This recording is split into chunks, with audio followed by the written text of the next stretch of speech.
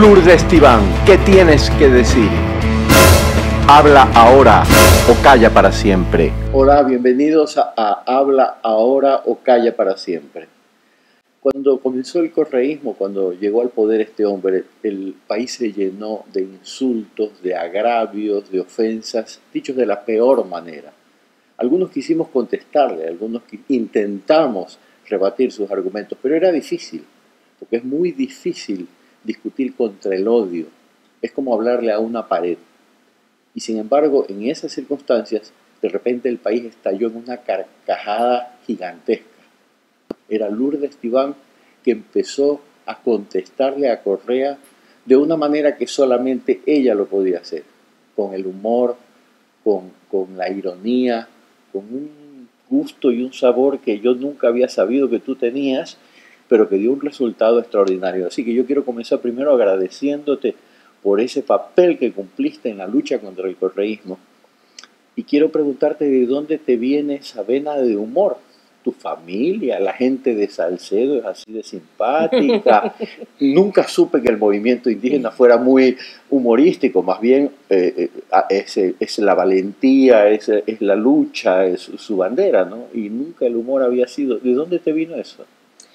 Bueno, qué gusto, Emilio, volvernos a ver a los tiempos. Debe ser difícil tu situación aquí en Miami, no estar en la tierra, ser un exiliado, precisamente por querer contestarle al correísmo, por querer contestarle en las palabras más concretas. Yo recuerdo tu artículo que tú decías que si no quieren volver a tratar nunca más del tema del 30S, sería bueno que el presidente aplique la amnistía. Eso le causó, para quienes no se acuerdan, eso le causó un juicio al diario El Universo. Correa decía que eso le había herido hasta el alma y quería $80 millones. Ese es de Emilio Palacios. Pero bueno, él tuvo que salir del país. Yo me quedé ahí desde la curul, desde la Asamblea Nacional, a contestarle como una dama, como una mujer debe contestarle de autoridad a autoridad, porque él es elegido por el pueblo y yo también soy elegida por el pueblo.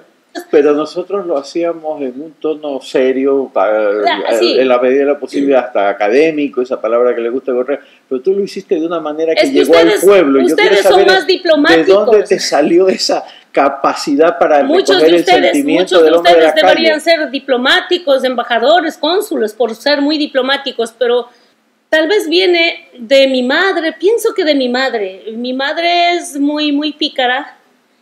Está escuchando cualquier conversación, ella tiene 81 años y sale con sus bromas.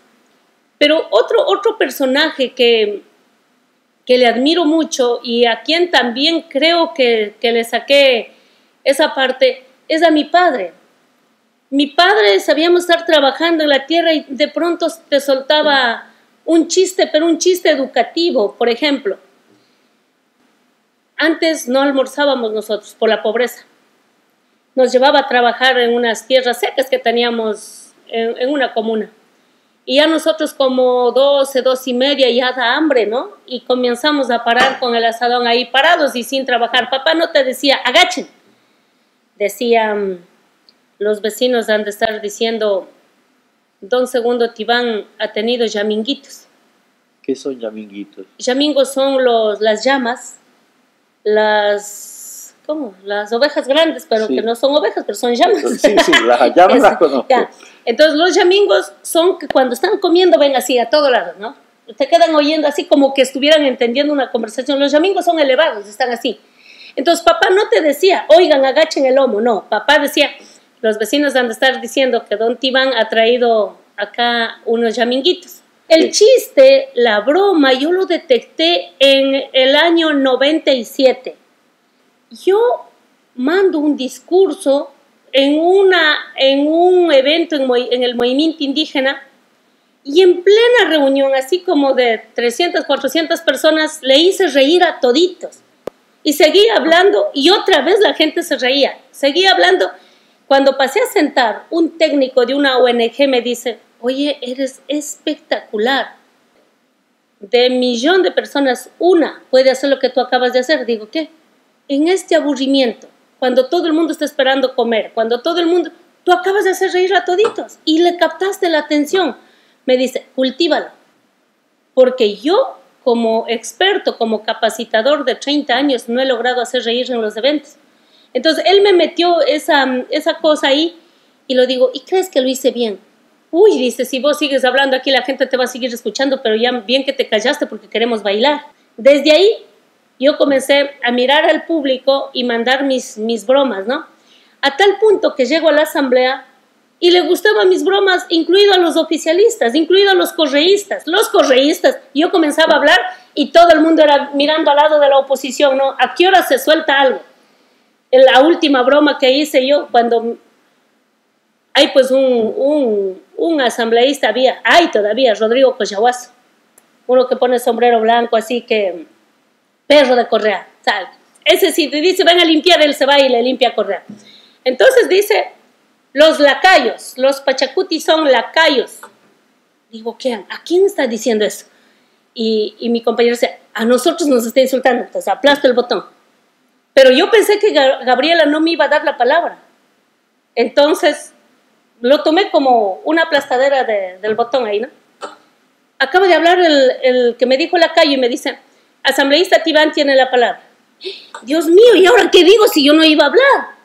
Entonces le digo a Pepe Acacho, Pepe, búscame en el internet qué dice lacayo, pero rápido y me pasas. Entonces él entró al internet y me ha copiado tal como dice. Dice, lacayo, uniformado que sirve de compañía a un líder. Eso es lo que dice Google. Yo tomo la palabra y comienzo hasta que Pepe Acacho investigue. Yo comienzo a decir, bueno, aquí todo el mundo ha sido una maravilla, socialistas. Usted trabajaba en el Banco Mundial, usted en el BID, usted era ministro de Lucio, usted era ministro de Febres Cordero, usted era ministro, vean los revolucionarios. Resulta que todos los de Alianza País eran unos reciclados de todos los partidos y de los peores gobiernos. Y finalmente digo, es que ya no tenía el discurso. Y finalmente digo, para el señor lacayo, le cojo una hoja, porque ya Pepe Acacho me pasó la hoja. Entonces yo digo, vea lo que ha dicho el internet. Uniformado de color verde que acompaña a un caudillo a cambio de sándwich y Coca-Cola. Ese eres tú, Cochahuazo. Eso es lo que haces. Cuando acaban de reír me aplauden, pero toda la asamblea, ni siquiera solo la oposición. Yo de la risa salgo y me voy al baño. Y en la puerta del baño me encuentro un asambleísta, Gastón Gallardo, del oficialismo. Me dice, oye Lourdes, ¿cómo me has hecho reír? Oye, pero acabo de ver en el internet, esa no es la definición de lacayo. Y yo, ¡qué bruto fuiste a ver! No, si eso dije yo. Él en el internet no puede estar, pues que es a cambio de sándwich y Coca-Cola, ese ya para allá. Esta actitud tuya que fue tan valiosa, de todas maneras tiene un comienzo. Si no me equivoco, corrígeme, fue cuando Marlon Santi le dice a Correa, ¿quién es el estúpido que dijo eso? Y él le contesta, usted, señor presidente. Ese es el momento en que el movimiento indígena rompe con Correa y empieza este enfrentamiento que fue fundamental. Dime una cosa, quiero que me hables de antes. ¿Por qué creyeron en Correa, si es que creyeron? ¿Por qué lo apoyaron, si es que lo apoyaron? ¿Y por qué dejaron de creer o de apoyarlo? ¿Qué fue lo que provocó la ruptura? A ver, en la primera vuelta, en su primera campaña, nosotros nunca le apoyamos. Nosotros fuimos con nuestro Luis Macas, nuestro candidato presidencial.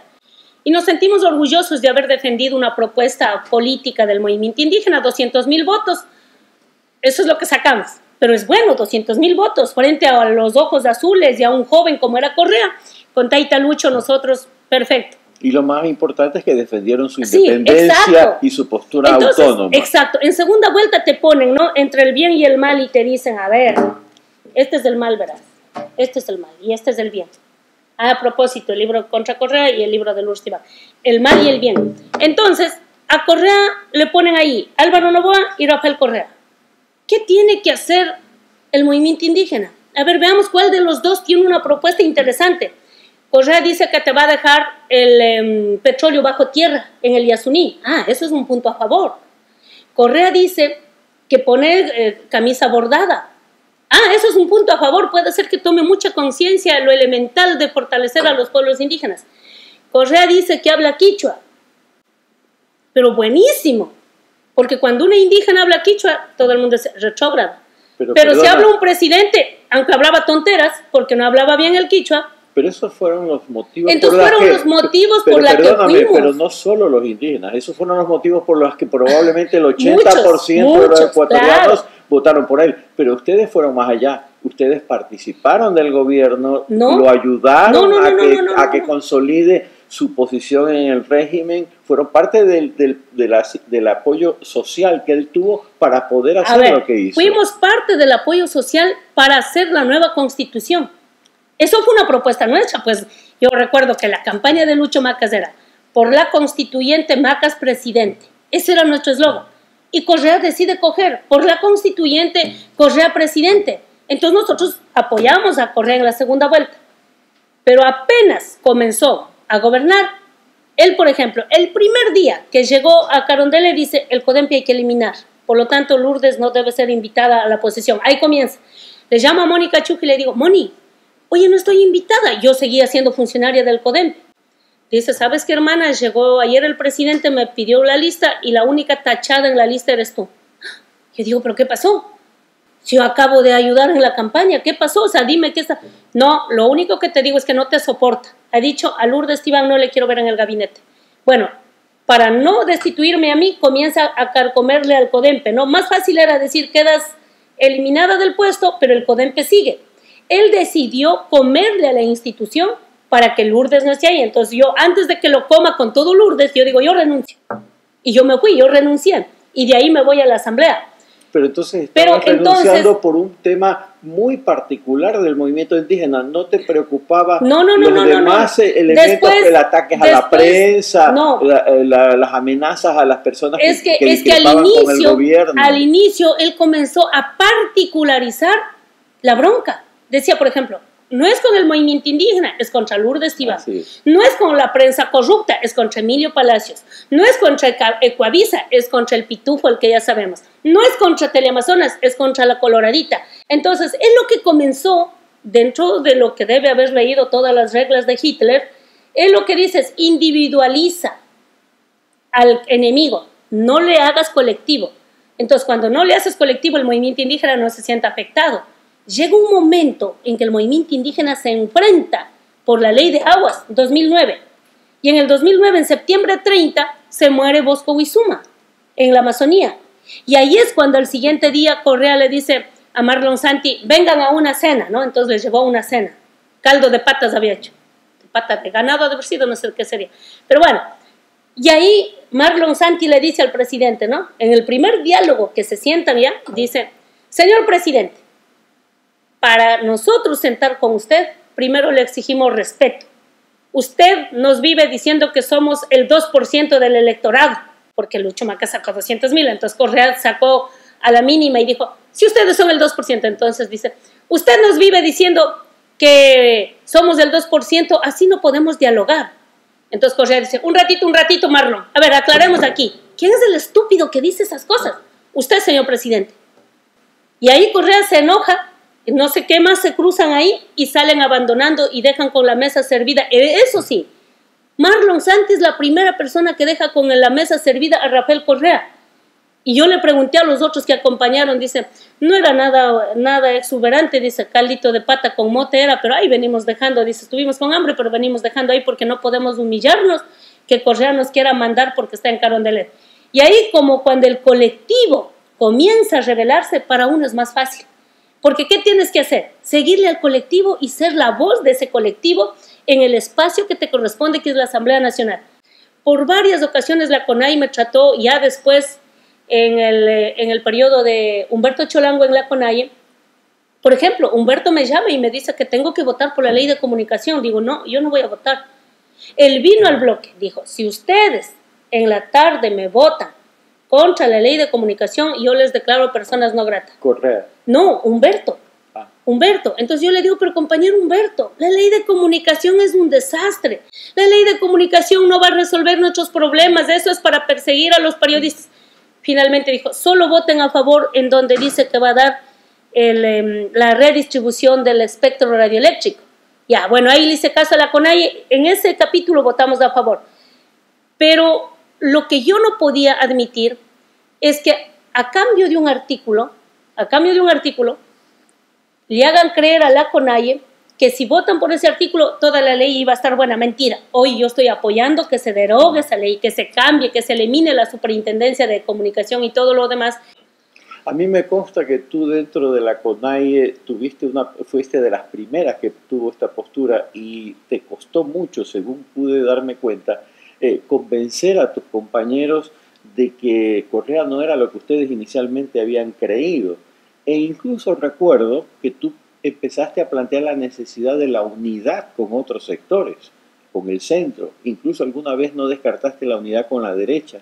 Y eso sonaba a pecado dentro del movimiento indígena. Sin embargo, me da la impresión de que te dejaron aislada y de que eso no fructificó.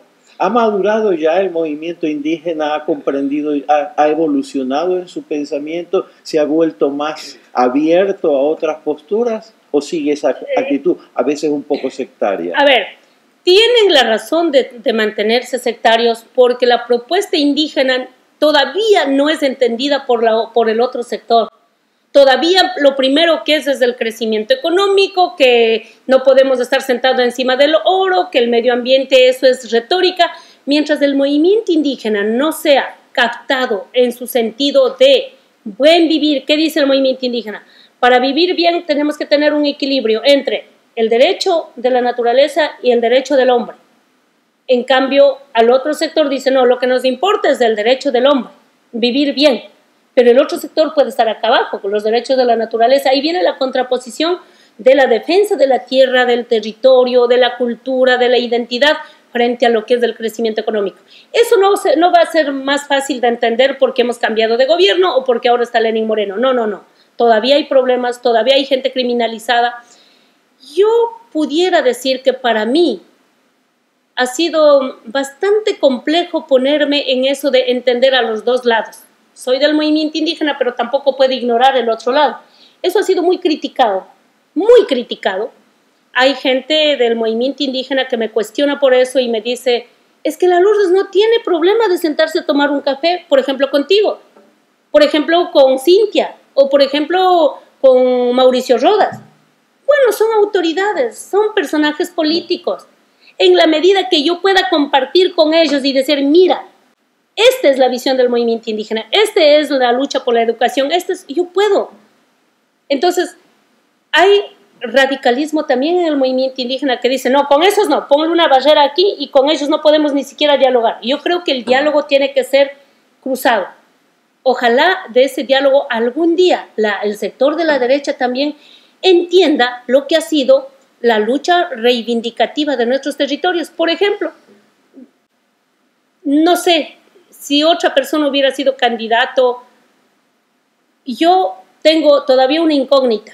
Mi desesperación fue tal que el correísmo no podía seguir gobernando. O sea, yo pensaba que Ecuador iba a ser una Venezuela, Ecuador iba a ser una Nicaragua en próximos años.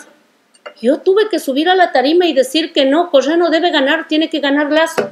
Esa es la parte mía en donde yo puedo haber hipotecado toda mi proyección política, pero lo hice por una justificación.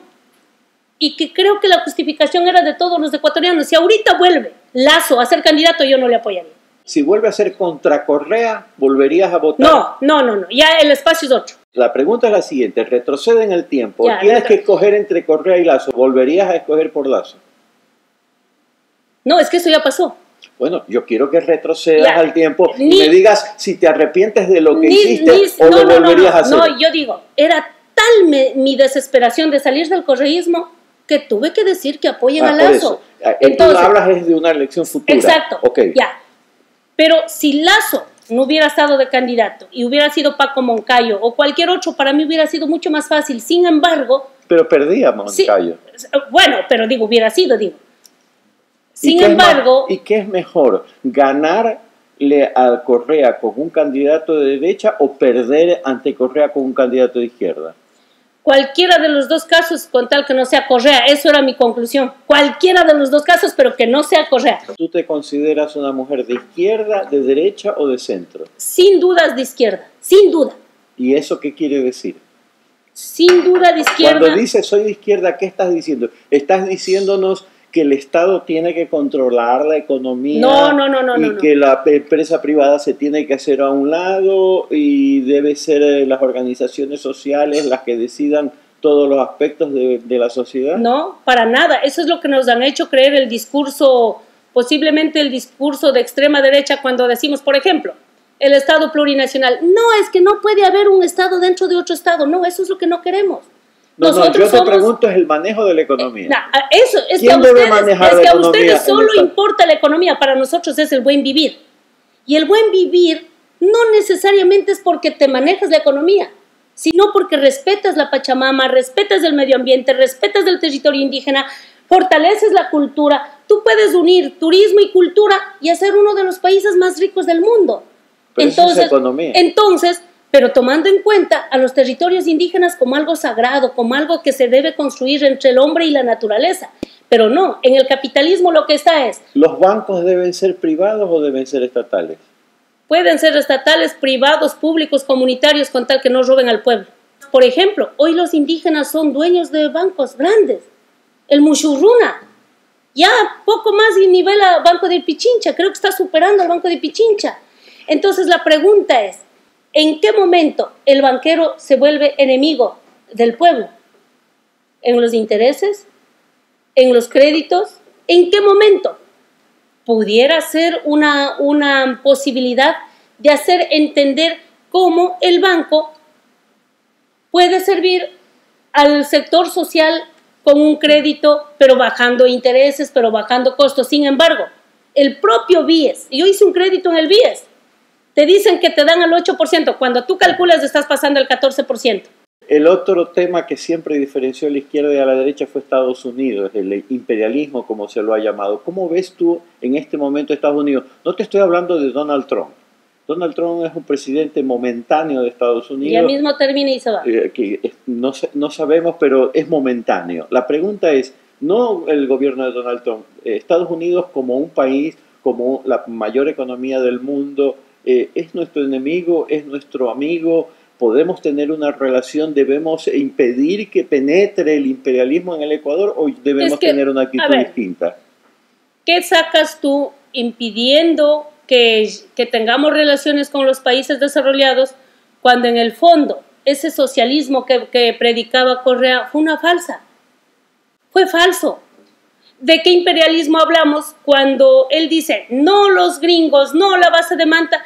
Y la droga comenzó a pasar como plato de todos los días. Entonces, si nosotros estamos en condiciones de cuidar la frontera y decimos, no, aquí nosotros somos autosuficientes, bórrese la base de Manta. Yo luché en las calles desde el movimiento indígena que se vaya a la base de Manta. Pero nunca nos socializaron, nunca nos dijeron, si se va a la base de Manta verás lo que nos va a pasar. ¿Y quién va a asumir eso? No, pues, Correa estaba el hombre más feliz del mundo de recoger la propuesta indígena, de mandar la base de Manta por soberanía, por territorio, por lo que sea. Pero después de eso, nunca llamó a decir, oigan señores, verán que la droga está pasando en valija diplomática. Eso no nos dijo. Entonces, lo que yo sí quiero decir, sea un gobierno de derecha o de izquierda, que construya el país para nuestros hijos, que se queden a vivir en nuestra patria. Si construyó unas lindas carreteras, ¿qué decía disfrutar de las lindas carreteras?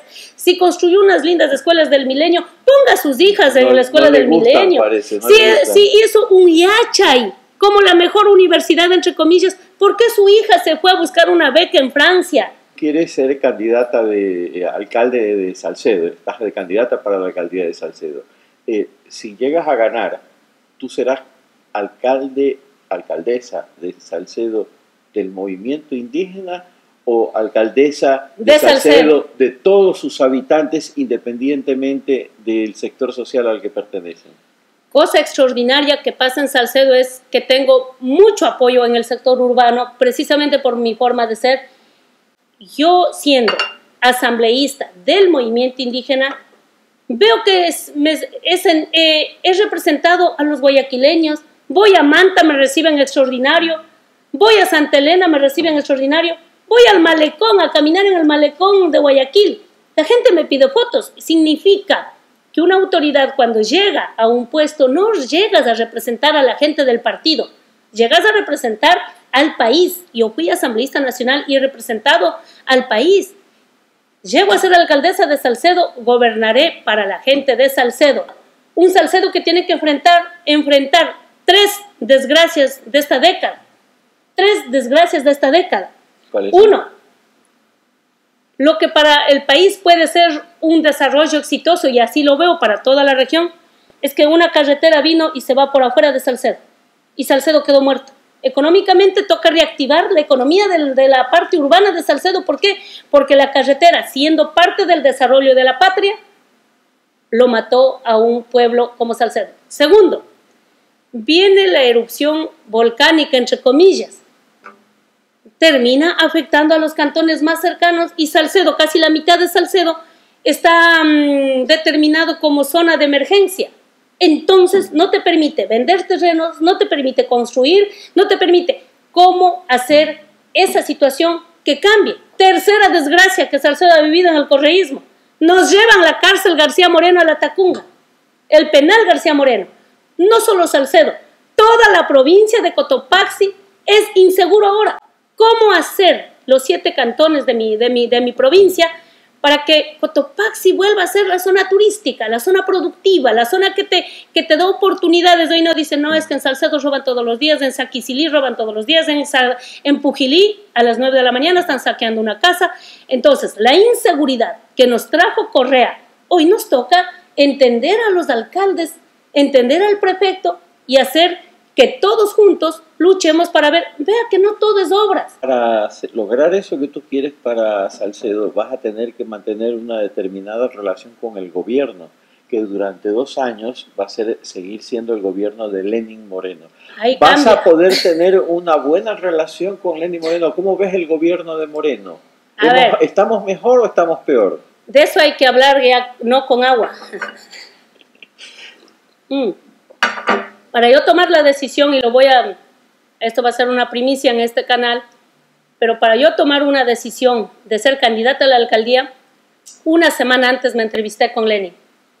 Me fui a la presidencia. ¿Le pediste permiso? No, primero le pedí que respete los derechos. Una de ellas, la de Galo Lara. Otra, que ratifique la Declaración de las Naciones Unidas sobre los derechos de los pueblos indígenas, del cual me está haciendo y ha dicho encantado Lourdes que va a hacer. Y la tercera, había pedido que desclasifique todo lo que tiene la SENAIN sobre la agresión a Lourdes Tibán. Son 3 cosas que le he pedido, pero dentro de los diálogos conversamos otras cosas y me preguntó, ¿vas a hacerte candidata? Y yo le dije, sí. Me dijo, ¿a qué? A la alcaldía de Salcedo.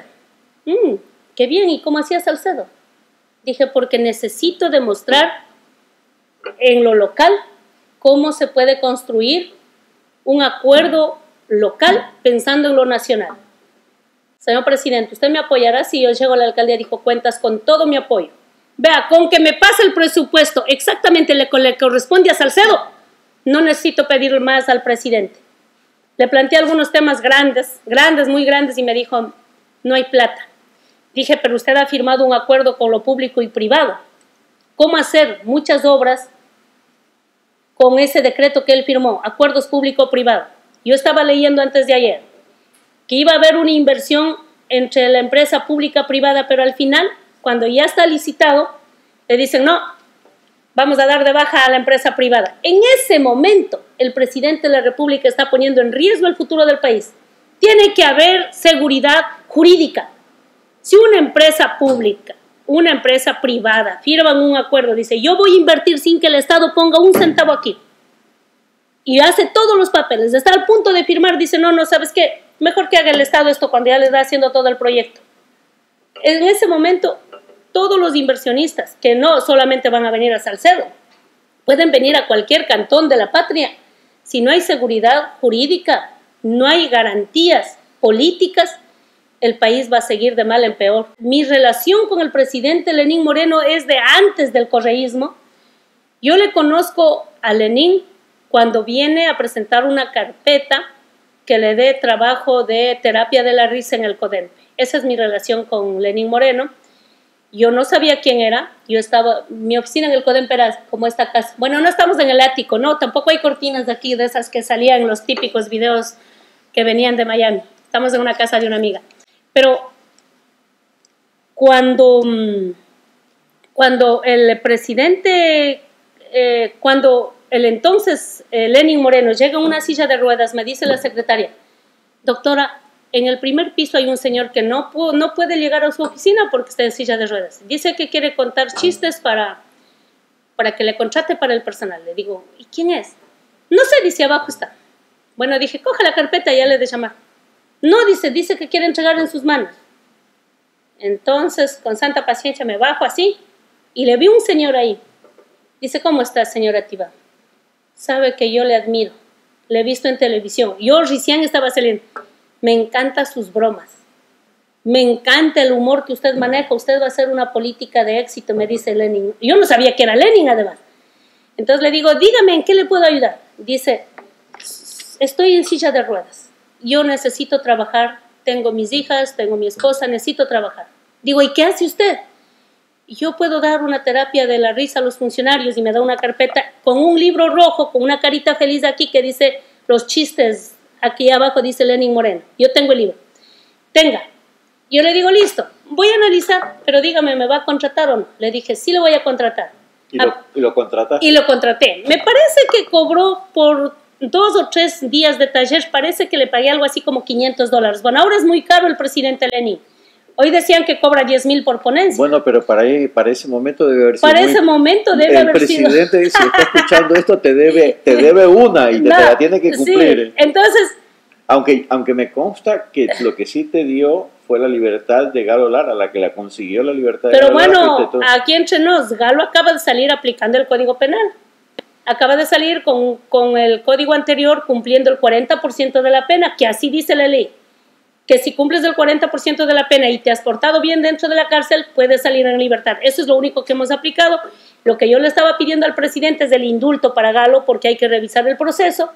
Pero hoy creo que ya el indulto no cabe, porque vamos a demostrar en el proceso que todas las pruebas sobre Galo Lara han sido forzadas. El momento que se compruebe eso, Galo va a pedir la nulidad de todo lo actuado y ahí vendrá una buena indemnización de parte del Estado. Pero digo una cosa, supongamos que él te apoya como alcalde, pero en lo que se refiere a la política nacional... en la política nacional me tendrá en las calles. No, eso hay que aclarar. En la política nacional, si tengo que defender a los jubilados, a los maestros, a los médicos, la lucha social, Lourdes Tibán será como alcaldesa o no, estaré en las calles a defender. Mi rol nadie lo va a cambiar. Mi rol es ese. Y quiero aclarar, cuando alguna vez, en plena bronca del correísmo, en plena bronca cuando hasta me dijo de que me voy a morir, el Correa me decía todos los días, él se fue a la Tacunga, a una sesión solemne. Yo estaba como asambleísta sentada ahí en una tercera fila. En la Tacunga nunca hacían sentar en primera fila a los asambleístas. Ustedes son contra el gobierno, siéntese a la cuarta fila, me ponían. Bueno, ahí sentado. Lenín llegó a una sesión solemne y nombra señor alcalde, señor no sé quién, señores concejales, dice, y aquí quiero hacer un alto. Querida Lourdes, qué gusto verte aquí en esta sesión. Y claro, en plena bronca con Correa, y que Lenín era vicepresidente de Correa, el público aplaudió, toditos dicen, Lourdes, el Correa te ha mandado a saludar con Lenín. No, mi relación con Lenín ha sido en ese respeto de persona a persona, y si ahora yo tengo que cuestionarle por temas que afecte a los ecuatorianos, lo voy a hacer con la misma fuerza que lo hice antes con su antecesor. Pero si Lenín hace bien las cosas, como le dije ese día, yo le voy a defender con las mismas fuerzas que tengo para defender a un gobierno que haga bien las cosas. Entonces estoy esperando que haga bien las cosas y si no hace bien, hay que irle diciendo que debe corregir. Pero ya no quiero tener más Correa, vean, por Dios. Nos acaba de decir Lourdes que la vamos a volver a ver en las calles en caso de que sea necesaria. Nos ha dicho qué es lo que quiere llegar a hacer para su ciudad si llega a ser alcalde de Salcedo. Así que ya saben, Lourdes no ha quedado a un lado, Lourdes está presente y la vamos a seguir viendo por un buen rato.